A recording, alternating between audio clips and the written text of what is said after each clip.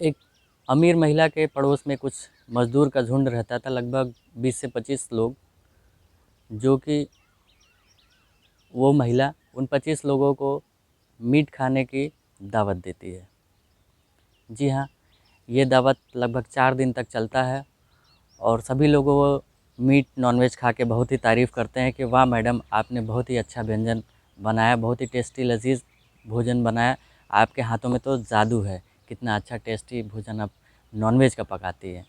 ये बात आसपास के मोहल्ले में और लोगों में फैल जाती है कि मैडम बहुत टेस्टी खाना पकाती है। ऐसे ऐसे करके लगभग 2-3 महीने गुजर जाते हैं, तो बाद में पता चलता है कि वो जो मीट उन लोगों ने खाया था, वो किसी बकरे, मुर्गे या किसी भैंस का या किसी जानवर का मीट या मांस नहीं था, वो बल्कि एक इंसान का मांस था, इंसान का मीट था। जब उन लोग को ये बात पता चलती है तो उनकी हालत बद से बदतर हो जाती है। वो घिनाने लगते हैं खुद से कि हम लोगों ने ऐसे कैसे इंसान का मीट खा लिया, और घिनाने के बाद उनको उल्टियाँ लगातार होने लगती है। उनकी हालत बहुत ही बिगड़ते जाते हैं, वो सभी हॉस्पिटलाइज़ हो जाते हैं, ये सोच सोच कर कि हम लोग ने इंसानों का मीट खा लिया। दोस्तों, कहानी क्या हो सकती है?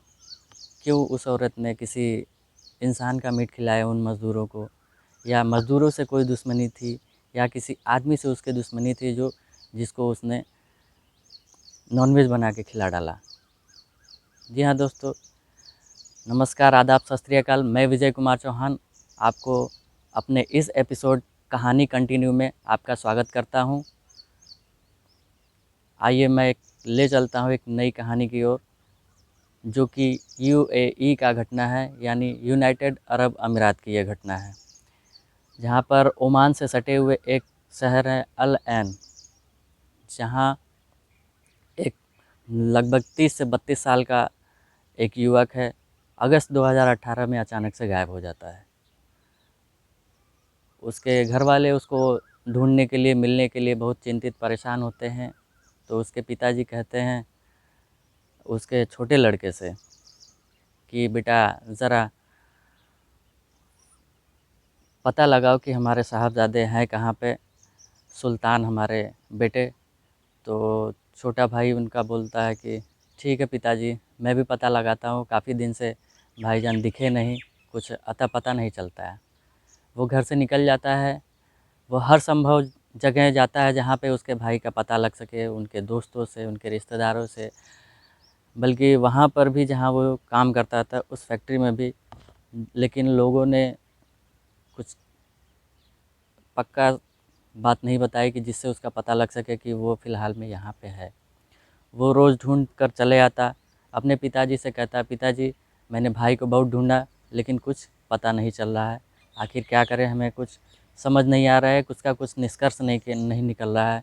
पिताजी कहते हैं कि बेटा परेशान मत हो, ऊपर वाला सबकी खबर रखता है, तुम्हारे भाई की भी जल्दी खबर मिल जाएगी, बस ढूंढते रहो, प्रयास जारी रखो, हम सभी मिल के ढूंढते हैं। तो फिर ऐसे ही सिलसिला चलता रहा, लोग ढूंढते रहे, उसके भाई, उसके अब्बू, उसके परिवार वाले सभी लोग, कि आखिर सुल्तान गया किधर। बच्चा ढूंढते ढूंढते थक जाता है, फिर आके पिताजी से बोलता है, पिताजी नहीं मिल रहा है मेरा भाई, क्या करें। तो मिलकर सभी पास के थाने में एक रिपोर्ट दर्ज कराते हैं गुमशुदगी की, कि सुल्तान मेरा भाई काफ़ी दिनों से लापता है, उसका पता लगाया जाए। लेकिन इस लिखा हुआ रिपोर्ट पर पुलिस की कोई एक्टिविटी नहीं होती है, कोई तत्परता नहीं दिखाती पुलिस। शायद तत्परता दिखाती तो उसका पता बहुत ही पहले चल जाता। पुलिस की इस लापरवाही या ना ध्यान देने की वजह से ये घटना काफ़ी लंबे समय तक दबा रहा। लेकिन लड़का नहीं हार मानता है, उसको अपने भाई की तलाश थी। वो सुल्तान की तलाश में लगातार लोगों से पूछताछ करता रहा, बातचीत करता रहा। तो लोग जो नाम बार बार ले रहे थे, वो नाम था रज़िया। ये दोनों नाम काल्पनिक है दोस्तों, लड़का लड़की का, जो कि परिवर्तित नाम है। रज़िया का नाम उसके सामने बराबर आता था, तो वो रज़िया को ढूंढने निकल गया।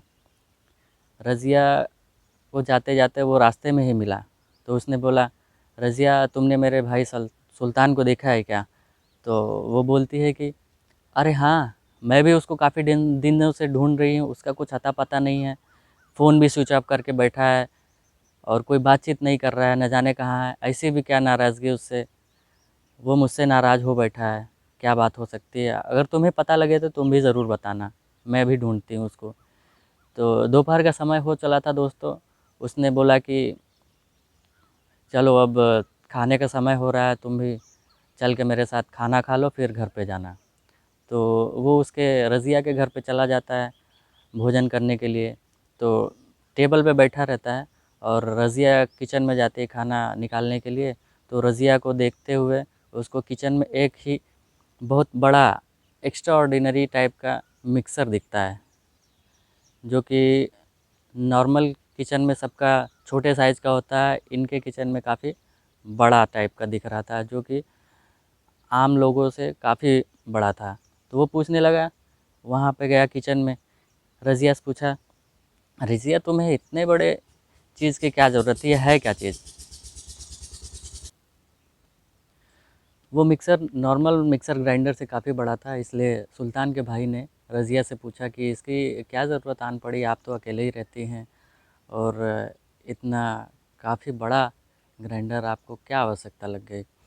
तो रज़िया बोलती हैं कि लगभग मैं आने वाले दिनों में ज़्यादातर मांस का सेवन करती हूँ, लोगों को दावतें देती हूँ और इसके लिए मुझे ग्राइंड करने, मिक्स करने के लिए बड़े बर्तन की, बड़े मिक्सर की ज़रूरत पड़ती है, इसलिए मैंने ये सब बड़े-बड़े बर्तन ख़रीदे हैं। उसके ही साथ-साथ वो बात वहीं समाप्त हो जाती है। सुल्तान का भाई उस ग्राइंडर के कटोरे में लगे ब्लेड को 1 राउंड, 2 राउंड, 4 राउंड, 5 राउंड तक उँगली से घुमाता है। उँगली से घुमाते ही उसके एक हड्डी का टुकड़ा छटक के बाहर आता है। वो हड्डी का टुकड़ा उठा के देखता है, उसको कुछ अजीब लगता है। तो सुल्तान का भाई रज़िया से पूछता है कि रज़िया ये क्या है? ये तो किसी इंसान का चीज़ लगता है। वो हड्डी नहीं दोस्तों, वो एक इंसान का दाँत था और वो सुल्तान का भाई रज़िया को दिखा के पूछता है, ये तो किसी जानवर नहीं बल्कि एक इंसान का दाँत लगता है। और ये सुन के रज़िया के होश उड़ जाते हैं कि अरे! अचानक से इसको ये क्या मिल गया? और वो घबराने लगती है, उसे झपटना चाहती है, छीनना चाहती है, बोलती है कि ये मुझे दे दो, नहीं ठीक नहीं होगा। सुल्तान का भाई उसको लेकर टेंशन में पड़ जाता है कि अचानक से ये इसको क्या हो गया? ये इस दाँत की वजह से इतना क्यों परेशान हो रही है? कुछ तो ज़रूर बात है।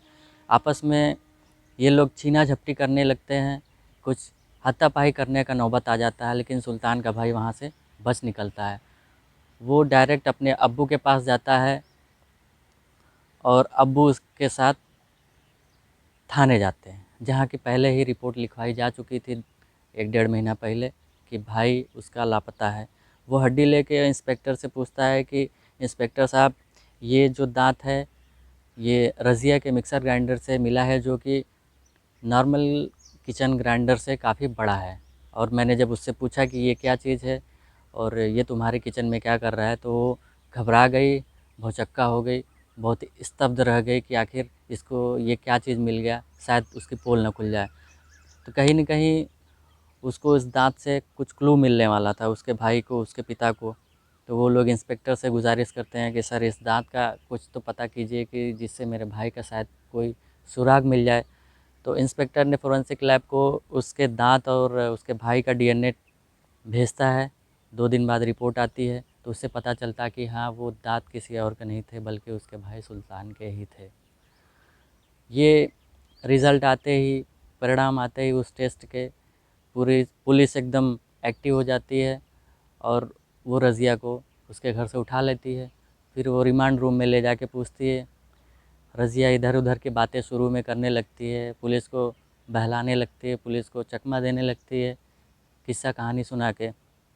फिर जब पुलिस और सख्ती से पूछती है, तब जाके वो सारी बातें उगलने लगती है। वो बोलती है कि 7 साल से हम सुल्तान के साथ रिलेशनशिप में रह रहे थे। वो एक्चुअली वो बात बताती है कि वो एक प्रोफ़ेशनल कुक है, जानी-मानी कुक है, जो होटल में जॉब करती है। वहाँ पर होटल में इसकी मुलाकात सुल्तान से हुई थी वहाँ एक दूसरे को ये लोग मिले, धीरे धीरे बातें होने लगी, मिलने लगे, फिर एक दूसरे को वादा करने लगे, एक दूसरे के साथ रहने की प्रोमिसेस करने लगे, शादी करने का भी इन लोग का विचार था। ये 7 साल से रिलेशन में रह रहे थे, सब कुछ अच्छा चल रहा था। सुल्तान के लाइफ में कोई और लड़की का एंट्री हो चुका था और उसको लेकर रज़िया बिल्कुल परेशान रहा करती थी। वो उसको समझाना चाहती है कि सुल्तान ऐसा मत करो, हम दोनों एक दूसरे के लिए बने हैं, तुम मेरे ही हो, सिर्फ मेरे ही रहो, मैं तुम्हें किसी का और का नहीं होने दूंगी। लेकिन सुल्तान उसकी बात नहीं मानता था। लगातार वो अदर महिला के टच में रहा करता था, उससे मिलता जुलता था, उससे बातें करता था, उसको समय देता था, और ये चीज़ उसको, रज़िया को बहुत ही गंदा और नागवार गुजरता था। फिर रज़िया ने सोचा कि अब सुल्तान मेरे हाथ से निकल चुका है। उसने सुल्तान को फ़ोन किया, उससे बातचीत की, उसको बोला कि सुल्तान अब तुम जैसा चाहते हो वैसा ही होगा, थोड़ा मुझे भी टाइम दे दो, मैं तुमसे काफ़ी दिनों से मिली नहीं हूँ, बातचीत नहीं की हूँ, मेरा मन बहुत ही उदास है, विचलित हो रहा है, मुझे तुम्हारी ज़रूरत है, आओ हम लोग एक साथ कुछ खाना वाना भी खा लेते हैं, काफ़ी दिन से साथ में समय नहीं बिताया। सुल्तान मान जाता है, सुल्तान आता है उसके घर पे। रज़िया ने कई प्रकार के व्यंजन बनाए थे नॉनवेज के, जिसको वो खाता है और सो जाता है। सोने का मतलब दोस्तों, उसके खाने में जो कुछ नशीला पदार्थ मिलाया गया था, जिससे उसको खाते ही नींद आ गई। वो सो जाता है, तब तक रज़िया उसका गला घोंट के हत्या कर देती है, उसका मर्डर कर देती है। फिर अचानक से परेशान हो जाती है कि मैं इस 70 से 75 किलो के वज़न के इस आदमी को मैं कहाँ एडजस्ट करूँ, कहाँ छिपाऊँ, बाहर लेके जाती हूँ तो लोगों में शोरगुल होगा, पुलिस तक बात जाएगी, वो गिरफ़्तार हो सकती है, उसको जेल में डाला जा सकता है। इस वजह से वो डर के घर में ही उसको रखी रही, और उसने दिमाग लगाया कि क्यों ना मैं अपने प्रोफेशन का यूज़ इसमें करूँ। वो जो होटल में कुक का काम करती थी, उसको दिमाग आया, वो अपने घर में रखे ज्वेलरी और पैसे उठाती है, मार्केट जाती है और कुक के सारे सामान बड़े बड़े लाती है, जैसे मिक्सर ग्राइंडर बड़ा, कुकर बड़ा, बड़े बड़े चाकू। उस चाकू से उसको लगभग 4 से 5 पार्ट में कट करती है, लगभग हज़ारों पीस में, और उसको 4 अलग अलग पार्ट में फ्रिज में ठूस ठूस के रख देती है। उन्हीं 4 पार्टों का उन गरीब मज़दूरों को उसने दावत दी थी, जिसको खा के सभी ने बोला कि वाह मैडम, आपने बहुत ही टेस्टी, लज़ीज़ और बहुत ही उम्दा खाना बनाया है। नॉनवेज लाइफ में हम लोग ने पहली बार ऐसे खाया है। तभी वो 2-3-4 दिन तक और लगातार उन लोगों को दावत देती है, खाते जाते हैं।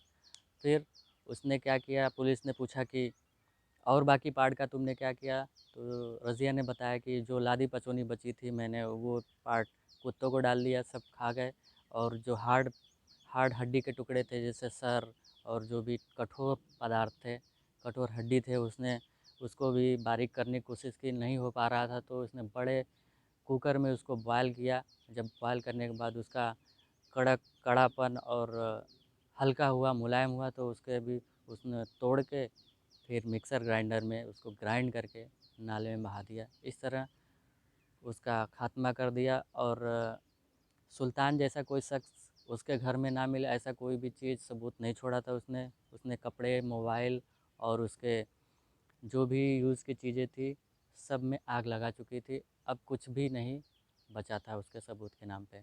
लेकिन अचानक से जो उसके भाई के हाथ सबूत लग गया, उसका दाँत, वो उसको तार-तार कर दिया, वो उसको विचलित कर दिया। वो परेशान हो गई, इसी वजह से उसने भाई से हाथापाई की और सारी पोल खुल गई। हालाँकि वहाँ की सरकार ने उसको सज़ा दे दिया है, आज वो जेल के सलाखों के पीछे है। उसने वाक़ई गलत किया, लेकिन उसके साथ भी जो हो रहा था सुल्तान ने किया, वादा करके भी, प्रॉमिस करके भी उसने नहीं निभाया, तो कहीं न कहीं उसकी भी कसक उसको थी। तो दोस्तों, आपकी क्या राय है? क्या रज़िया को ऐसा करना करना चाहिए था, सुल्तान को जान से मार देना ही क्या उचित है? अगर देखा जाए तो वो एक और रास्ता इख्तियार कर सकती थी, जिससे दोनों सेफ बच सकते थे, दोनों अपने-अपने लाइफ में खुश हो सकते थे। वो किसी और के साथ मिल रहा है, बातचीत कर रहा है, उसको समय दे रहा है, तो रज़िया भी अपना एक नई दुनिया बसा सकती थी, किसी और के साथ अपना नया जीवन स्टार्ट कर सकती थी अगर दिमाग से काम लेती। तो आज वो सलाखों के पीछे नहीं होती दोस्तों। मेरा ये कहानी सुनाने का उद्देश्य किसी को दुख तकलीफ़ या समस्या में नहीं डालना है दोस्तों। मेरा बस उद्देश्य इतना है कि आप लोग इस कहानी को सुने, इससे प्रेरित हो, आने वाली घटनाओं का आभास करें और अपने दिमाग का उपयोग करके आसानी से इससे बाहर निकले, विचलित ना हो, सतर्क रहें, सुरक्षित रहें, जहाँ रहें अपने परिवार के साथ रहें, अपने परिवार को इन्फॉर्म करते रहें और सभी एक दूसरे का भला और सुरक्षा के बारे में सोचें। मैं अपने इस कहानी कंटिन्यू में आपका हमेशा स्वागत करता रहूँगा। आने वाली मेरी कहानियों को देखें, लाइक करें, सब्सक्राइब करें, मेरी यही गुजारिश है दोस्तों। और मिलते हैं अगले एपिसोड कहानी कंटिन्यू में। जय हिंद दोस्तों।